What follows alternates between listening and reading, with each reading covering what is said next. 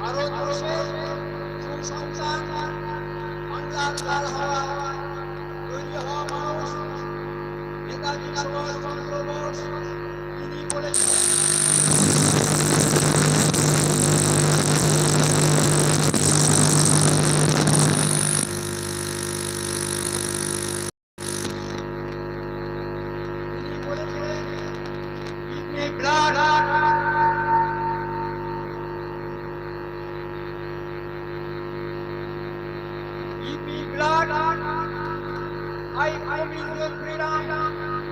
তোমরা আমাকে রক্ত দাও, আমরা দেব স্বাধীনতা। বাংলার কৃষকের ছেলে নিসার আলী, তিনি কৃষকের ঘরে জন্মগ্রহণ করে তিনি দেখেছেন কি ধরনের অত্যাচার চলত সাধারণ ভারতবাসীর উপরে।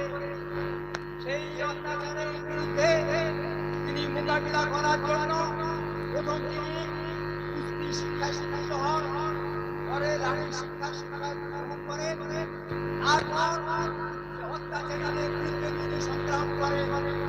শেষ পর্যন্ত তিনি ইংরেজ সরকারের বিরুদ্ধে লড়াই করার জন্য বাঁশের কেল্লা তৈরি করেছিলেন, যেটা ভারতবর্ষের ইতিহাসে তিতুমিরের বাঁশের কেল্লা নামে খ্যাত।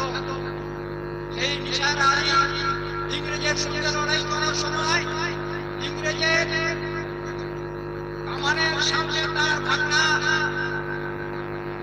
আমাদুল্লাহ তিনি দাঁড়ান এবং সে কামানের আঘাতে তার ছাঁচা হয়ে যায়।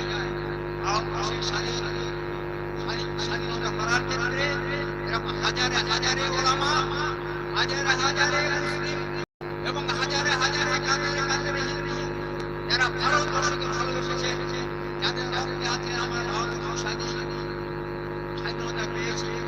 বন্ধুগণ, যারা রক্ত দিয়েছিলেন, যারা ভারতবর্ষকে স্বাধীন করেছিলেন, তারা এই ভারতবর্ষ চান।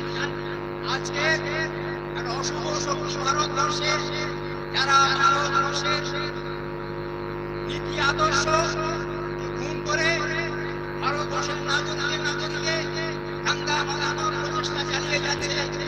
আমাদের আবার সেই ভারতবাসী এগিয়ে আসতে হবে।